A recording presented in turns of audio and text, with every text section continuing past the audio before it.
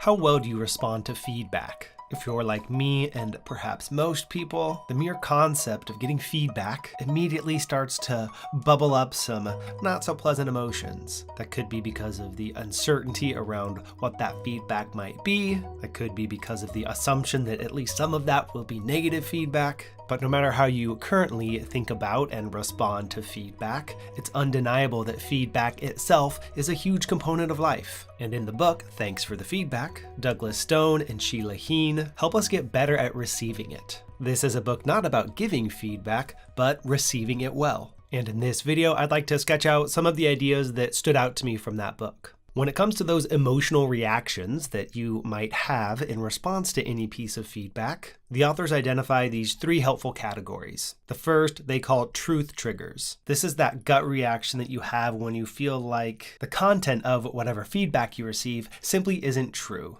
It's wrong. And maybe you feel wronged in response. The second category is relationship triggers. And these responses have to do with the relationship that you have to the giver of feedback. The feedback is colored by what you believe about the giver or how you feel treated by the giver, as well as what you feel about the relationship between the two of you. And the third category is identity triggers. These hit at your sense of who you are, and they challenge it. What I found helpful about this breakdown is that it gets you to start thinking about and even feeling into your emotional responses to feedback, to perhaps identify why it is you have the particular emotional response that's cropping up. Is something you believe being challenged? Is there something about the relationship that feels a bit messy? Or is there some piece of your core identity that's being challenged? So ramping up your awareness of how you respond to feedback, I think, is one of the first steps in achieving the goal of this book, which is simply to engage skillfully in the conversation. These triggers are obstacles that get in the way of that. In addition to being aware of your emotional response, it's also helpful to examine what type of feedback you're actually receiving. Here we find another trio of coaching as one category of feedback, where the purpose is to help someone learn, grow, or change. Evaluation is a second category of feedback, which involves some sort of assessment or ranking or letting you know where you stand. And the third category of feedback is appreciation, saying thank you, I see you, and I know how hard you're working. One difficulty that can arise in any sort of situation that involves giving and receiving feedback, think perhaps about your work environment, your boss, your coworkers. It's easy for what the authors call cross-transactions to take place, where perhaps what you want is coaching, but the only thing you're getting is evaluation. Or maybe the other way around. You don't really feel like you want coaching right now. You first just need to know where you stand. So similar to how those three categories of triggers help you identify why you're maybe responding to feedback in the way that you are, these three categories of feedback help you to see, first of all, how general the term feedback is, and also maybe identify what it is that you're not getting but you need. Is there a healthy balance of these three types of feedback? One way you might get to that balance is having a conversation about mirrors, the type of mirror that the feedback giver might hold up. The authors compare a supportive mirror, where the feedback generally has this tone of encouragement and support, versus an honest mirror, where the feedback giver is encouraged to describe the situation exactly as they see it. Both of these mirrors are useful. As the receiver, sometimes you need that supportive mirror. Other times it's that honest mirror that's going to give you the feedback you need to take certain steps forward in your life. But as the giver, it's pretty hard to jump to that honest mirror. So having a conversation about it, and maybe even as the receiver, giving the giver permission to be an honest mirror, is worth doing sometimes. Another component of feedback conversations, as you think about some past set of actions or interactions, is how big of a gap there potentially is between your understanding of that situation and the other person's. How there can be blind spots between how you see yourself and how others see you. And the authors identify a handful of blind spot amplifiers, one of which is impact versus intent. We tend to judge ourselves based on our intentions. Other people tend to judge us by our impact. Both are relevant, both are important, but they are separate things, which is why the author suggests that you talk about each individually. Have a conversation about intentions, and then have a conversation about impact. That can help both parties get a more holistic view of the situation. One common pitfall of feedback conversations looks something like this. One person takes the conversation down a particular track. An example they give is a man who buys his wife roses, despite the fact that on multiple occasions she has stated that she doesn't like nor does she want to receive roses, with the feedback being, "You don't listen to me." Instead of addressing that feedback, the husband tries to take it in a different direction, saying, "You don't appreciate me. Look, I just got you flowers." That's an example of switch tracking, where one person in the conversation, intentionally or unintentionally, veers off in a new direction. The suggestion here is to maintain kind of a high-level perspective of the conversation, notice when it starts to veer off in a new direction, and use signposting to say something like, "Okay, I hear you bringing up this topic here, which I do want to address, but first, let's finish this discussion about the topic we started with." And that type of meta conversation is probably one of the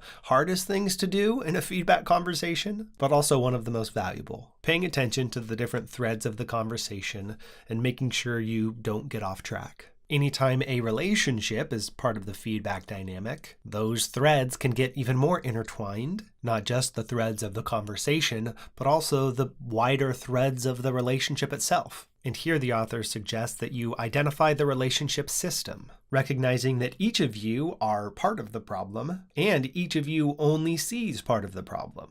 They suggest this 3-step back approach where first you identify the you and me intersections. How are each of your personalities or tendencies playing off of each other? Then a second step back to look at the roles that you each play in the relationship. And then a third step back to look at the big picture. Who are the other players? What are the other processes? What's the role of the environment? Having that type of systems view of a relationship is one of those things, like intentions and impact, that helps you get a more holistic view of the situation and help you see together how you'd like to move forward. When it comes to identity triggers, the authors encourage you to learn how your wiring and temperament affect your story. One way you can do that is to sketch out this well-being curve for yourself by thinking about how you typically respond to feedback, understanding that you'll have some baseline to your overall sense of well-being that will increase in response to positive feedback, but decrease in response to negative feedback. And how it's worth paying attention to the duration of that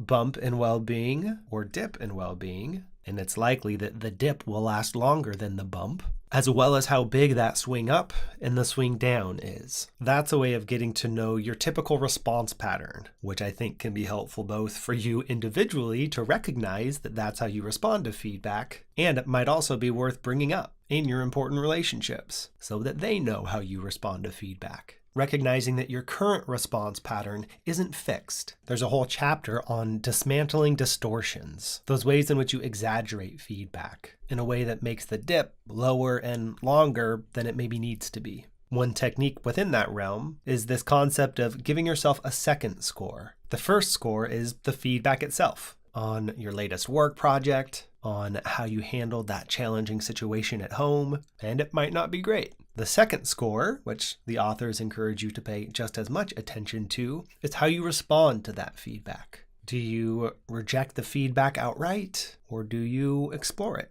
Explore what it brings up in you. Explore the broader situation to understand how truthful the feedback is. The first score is something that you can't control. The second one, you can, at least in part. So make that second score that you give yourself a part of your identity, as opposed to the first score. And as much as this book is about receiving feedback well, it's not about letting every single person into your emotional life and allowing them to do whatever they want. Here they bring in an idea from Anne Lamott, that we're each born with an emotional acre, and you get to choose who to let in, and that you can, in fact, set boundaries around that space, and how establishing limits on the feedback you get is crucial both to your own well-being and to the well-being of the relationship. Some examples they give of what those boundaries might sound like: I may not take your advice, or I don't want feedback about that subject, not right now. Or even going so far as, stop or I'm going to leave this relationship. And in the setting of any particular boundary, there is the opportunity to both show appreciation to the feedback giver as appropriate and being firm in the boundary you set. And they specifically encourage to use the word and as opposed to but, so that you get both of those things across. I appreciate your concern, and I'm choosing to do things this way. As I look at these ideas here and think about the decade or so that I've been putting my creative work out on YouTube, the 3 years that I've been married, the year and a half that I've been a dad, it's so easy to see how big of a role my response to feedback has in my life. And I think this book has made a big difference in helping me respond well to feedback. There are a whole lot of ideas and strategies that I didn't have the space to explore here. So if you've enjoyed what I've shared, I encourage you to go pick up the book yourself. And if you enjoy this visual way of working with ideas, that's the skill that I teach at verbaltovisual.com. So if you'd like to learn how to sketch out the ideas in the next book you read, go check out those resources. And if you're not already, subscribe here on YouTube to see some more sketched goodness of whatever books I dig into next. Thank you so much for watching. Talk to you again soon.